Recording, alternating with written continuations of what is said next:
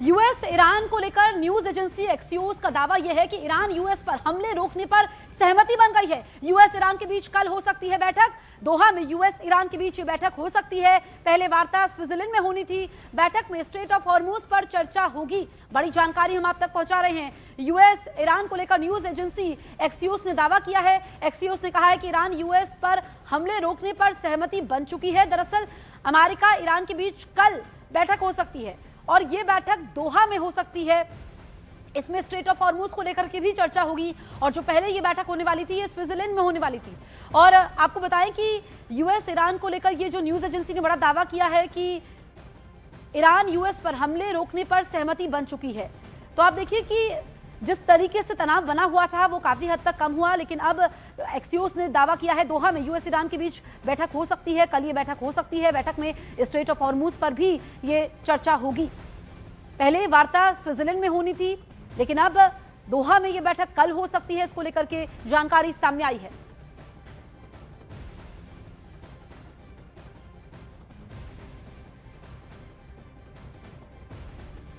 लेकिन सवाल उठता है कि जब अमेरिका एक बार कह चुका है कि बातचीत समझौते के करीब है, तो आखिर पेच फंसा कहां है? पेच फंसा है हॉर्मुज पर, जो अमेरिका और ईरान के बीच हुए समझौते को लागू करने में सबसे बड़ी बाधा बनकर उभरा है, क्योंकि हॉर्मुज पर कंट्रोल चाहता है और टोल वसूलने पर अड़ा है। साथ ही जो वादा अमेरिका ने किया था कि वो नाकेबंदी हटा देगा, वो अभी तक जस की तस है। नाकेबंदी नहीं हटी है। ईरान टोल वसूलना चाहता है हॉर्मुज स्ट्रेट से। तो देखिए पेच यहां पर फंसा हुआ है। अमेरिका तो कह चुका है कि बातचीत समझौते के बेहद करीब है, लेकिन पेच फंसा हुआ है हॉर्मुज पर, जो अमेरिका और ईरान के बीच हुए समझौते को लागू करने में सबसे बड़ी बाधा है, क्योंकि हॉर्मुज पर कंट्रोल चाहता है और टोल वसूलने पर अड़ा है ईरान। साथ ही अमेरिका ने नाकेबंदी हटाने का ऐलान किया था, लेकिन वो अभी जस की तस है। हॉर्मुज को लेकर ईरान और अमेरिका बातचीत फिर से शुरू करने पर सहमत हो गए हैं। ये कदम हालिया तनाव और जवाबी हमलों को रोकने की कोशिश माना जा रहा है। इससे मौजूदा शांति समझौते को बचाने की उम्मीद बढ़ी है। बड़ी जानकारी हम आप तक पहुंचा रहे हैं। देखिए हॉर्मुज को लेकर ईरान और अमेरिका बातचीत फिर से शुरू करने पर सहमत हो गए हैं। हालिया जो तनाव है और जवाबी हमलों को रोकने की कोशिश ये बातचीत मानी जा रही है। इससे मौजूदा शांति समझौते को बचाने की उम्मीद बढ़ चुकी है।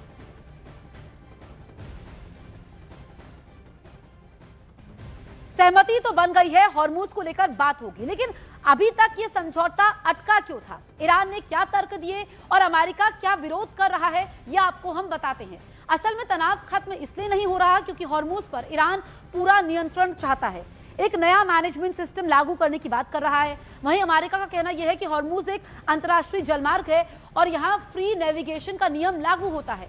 ईरान ने जहाजों के लिए रेगुलेटेड ट्रांजिट सिस्टम, सुरक्षा, ट्रैफिक मैनेजमेंट के नाम पर नियंत्रण, तुर्की मॉडल के तहत शुल्क वसूलने की बात कर रहा है, जिसका अमेरिका ने विरोध किया और कहा कि किसी भी देश को यहां टोल या फीस वसूलने का अधिकार नहीं है। अमेरिका ने चेतावनी दी है कि ऐसा कोई भी कदम वैश्विक तेल आपूर्ति और समुद्री व्यापार पर गंभीर असर डाल सकता है। ईरान ने ऐलान कर दिया है कि बिना उसकी मंजूरी के कोई भी हॉर्मुज से गुजर नहीं सकता। उधर ट्रंप पहले ही ऐलान कर चुके हैं कि हॉर्मुज में ईरान ने हमला किया तो समझौता टूट जाएगा। ये रिपोर्ट आप देखिए।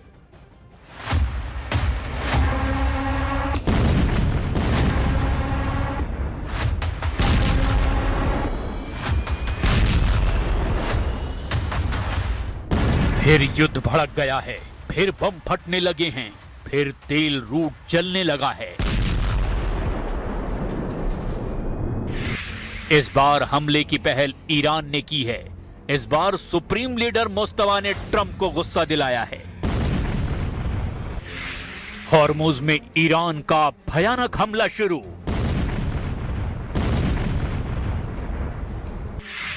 तेल के जहाजों को जलाने लगा ईरान। ऑयल रूट के चोक पॉइंट पर फंसे ट्रंप। 11,000 लाशें देखकर डर गया अमेरिका।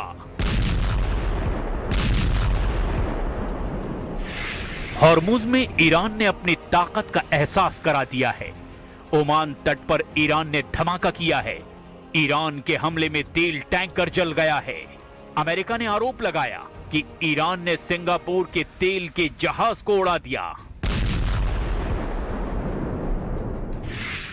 सिंगापुर मैरीटाइम अथॉरिटी ने कहा कि सिंगापुर में रजिस्टर्ड एक कंटेनर शिप पर हॉर्मुज में हमला हुआ है। एवर लवली नाम के इस जहाज को सिंगापुर के समय के अनुसार रात 10 बजे निशाना बनाया गया।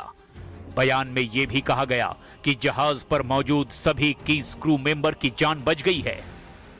इस्लामिक रिवोल्यूशनरी गार्ड ने हॉर्मुज में हमला करके ट्रंप के होश उड़ा दिए हैं, क्योंकि अमेरिका ने ऐलान किया था कि अब हॉर्मुज खुला है, ईरान हमला नहीं करेगा।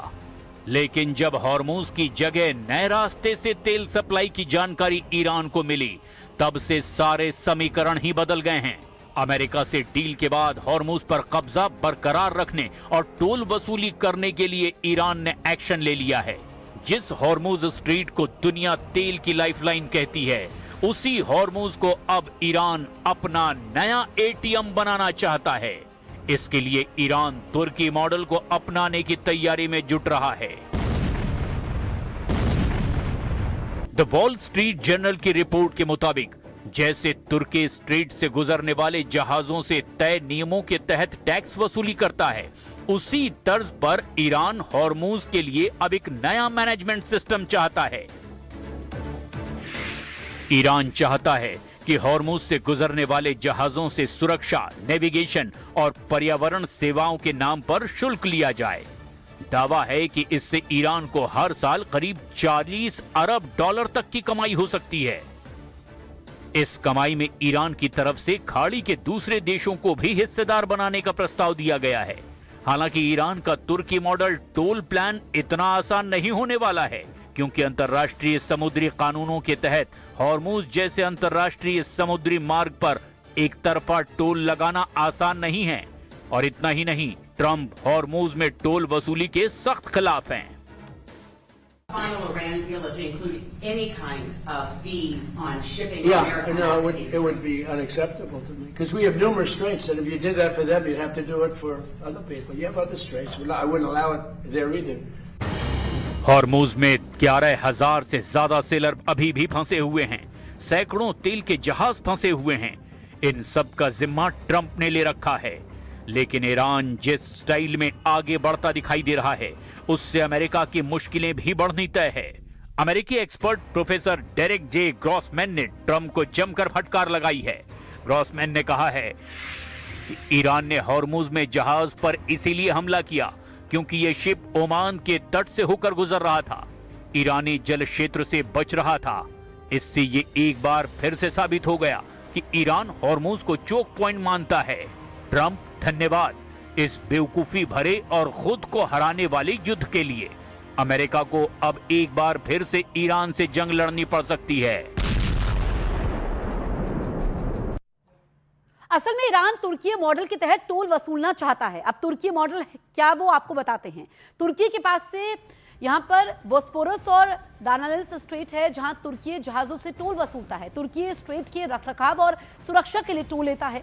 कई देश इसे टोल नहीं, रेगुलेटरी फीस मानते हैं। तुर्की असल में मॉन्ट्रैक्स कन्वेंशन के तहत टोल वसूलता है।